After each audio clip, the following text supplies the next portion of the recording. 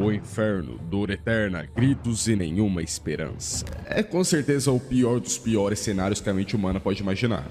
Ou quase isso. Só que tem uma ideia ainda pior do que essa, e se for real, você tá ferrado, não sobrou nada pro pé. Imagine que tudo que você viveu até hoje, cada momento bom e ruim, e até o que vai acontecer depois dessa vida, se você vai arder no inferno ou vai viver feliz pra sempre no céu, é controlado por outra pessoa. Você não ama sua mãe de verdade? Na verdade, alguém te obrigou a isso. Você nunca sorriu de verdade. Na real, alguém forçou a sua boca a sorrir, e até toda vez que você derramou lágrimas é porque alguém teve vontade de te fazer chorar. E se eu te dissesse que muitos ateus e até cristãos acreditam que essa conclusão é inevitável quando olhamos para todo o poder de Deus? Se Deus sabe de tudo e até o seu destino final, ele decidiu tudo que já aconteceu e que vai acontecer na sua vida. Hoje eu vou te explicar por que esse argumento é muito mais forte do que parece, só que sem passar pano para nenhum dos lados, entendendo os argumentos tanto do lado ateu quanto do cristão.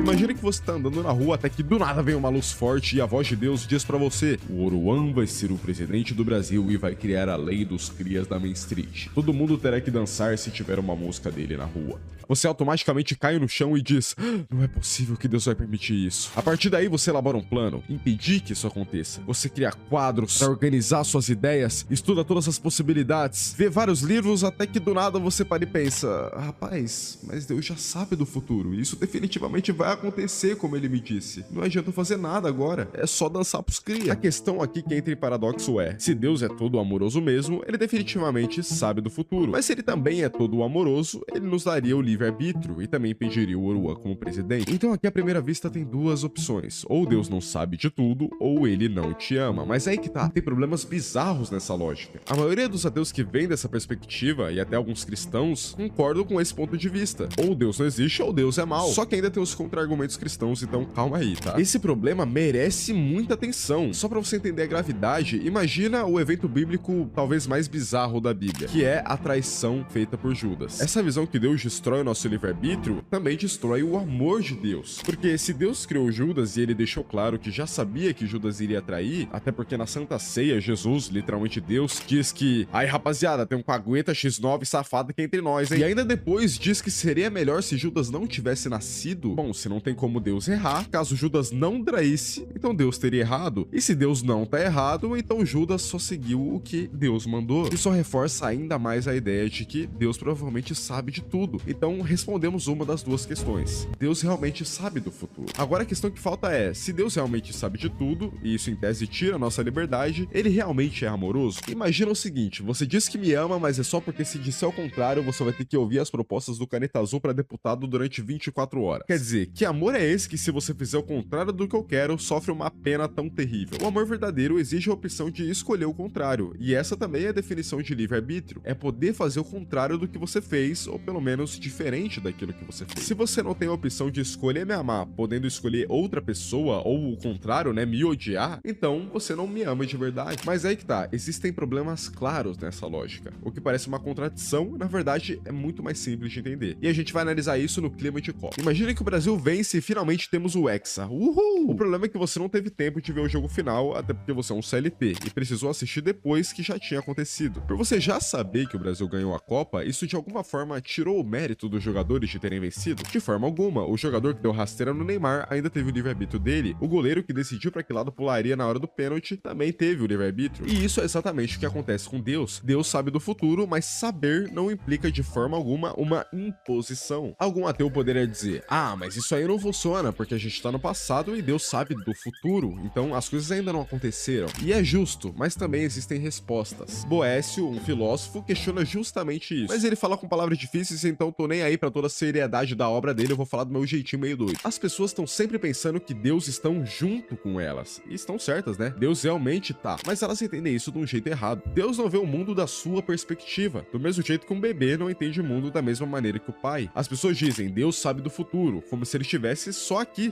no agora, observando o futuro de longe, sendo que na verdade ele está no futuro. Para te mostrar como esse argumento realmente refuta toda aquela ideia ateia que fala que Deus destrói a liberdade, eu vou usar uma analogia. Imagina que você tem 3 vídeos que gravou para si mesmo do futuro, os 3 em cada fase da vida, e agora você tá finalmente velho e pode ver os 3 vídeos sabendo exatamente tudo que os seus eus no passado pensavam. Você sabe que no vídeo do seu eu criança, ele estava preocupado com as coisas da escola e queria se tornar um adolescente. No vídeo do seu eu adolescente, você sabe sabe que ele estava preocupado em encontrar alguma gatinha para namorar e achar finalmente uma faculdade. O adulto estava preocupado em pagar a conta. Enfim, você sabe basicamente tudo do que você pensou em cada fase da sua vida. A pergunta é, só porque você do presente sabe de tudo isso que você viveu no passado, significa que de alguma forma você influenciou o passado? É lógico que não. Você não tem uma máquina do tempo para chegar e dizer pro seu eu do passado tudo o que iria acontecer no futuro. Você simplesmente estava e ainda está presente em cada momento da sua vida. Até porque é a sua vida. Você ainda lembra de quando era criança até hoje. A sua memória ainda está ativa. E é isso que acontece com Deus. A diferença é que Deus está além do tempo. Para ele não existe um passado. Tudo aconteceu em um único instante. E Deus não só está cuidando de você no passado, nesse exato momento, como ele está cuidando de você agora e também já está cuidando de você no futuro. Ele já está, ele não fez ou ele fará, ele está fazendo, ele é. Então parece contraditório Deus saber de tudo e ainda assim você ter o livre-arbítrio. Mas só parece contraditório, é sabor contraditório? É piada antiga? Tá. Parece contraditório porque tá além da mente humana, mas não significa que não tem sentido nenhum. É irracional, mas não ilógico. Tomás de Aquino e Norman Geisler se aprofundam ainda mais nessa ideia, só que para simplificar o que eles querem dizer, imagina o tamanho do universo inteiro. É impossível pensar nisso tudo, até porque não cabe na sua mente, ou seja, é irracional, foge da racionalidade da nossa mente, mas não foge da lógica. Não é só porque o universo inteiro não cabe na minha mente que o universo não existe ou não tem lógica no tamanho do universo. Nós somos literalmente como bebês que tentam fazer um monte de besteira, botar o dedo na tomada, engatinhar perto da varanda. A gente não tem a mínima ideia do que tá fazendo, até porque não tem noção do que estamos fazendo, mas a gente tem liberdade para fazer isso. E Deus é como se fosse o nosso pai. Quando chegarmos no céu, ele vai mostrar os vídeos nossos no passado, fazendo um monte de besteira, sem entender como que Deus estava sabendo de tudo e ainda assim a gente tinha livre-arbítrio. E aí a gente vai finalmente dizer, poxa, eu realmente era bobinho. Muito obrigado, Deus, porque você sempre estava lá cuidando de mim. Por que que a gente não entende isso agora, mas no céu entenderemos? Exatamente porque lá teremos a mesma consciência que o Pai, ou seja, que Deus. Na visão cristã, Deus deixa óbvio que a gente tem liberdade e isso é a maior prova do amor dele. Mas e no caso de Judas? Isso realmente foi amor? Afinal, Jesus mesmo disse que era melhor que ele não tivesse nascido, então por que que Deus criou ele? Sabe aqueles filmes interativos na Netflix que dependendo do que você escolher, a história do filme muda? Às vezes, se você fizesse uma escolha diferente, o personagem da história teria um final feliz ou um final triste. Deus é como se fosse aquele brother chato que já viu o filme inteiro e fica te falando de todas as possibilidades do que vai acontecer no final. Só que como Deus é bom, ele quer que o final do seu filme seja um final feliz. E esse é um dos motivos de Deus se encarnar em Jesus para vir pra Terra, para ensinar o que a gente tem que fazer para alcançar esse final feliz. Ame ao próximo como a si mesmo, não traia ninguém. Judas ouviu esses ensinamentos de perto e claramente não seguiu isso, amou mais o dinheiro e a si mesmo do que a Jesus. Jesus falou as melhores escolhas, só que Judas fez o contrário. E tá, isso é muito bonito e bem legal, só que... E no céu? A gente vai ter livre-arbítrio? Como eu disse, lá no céu estaremos muito perto de Deus e teremos o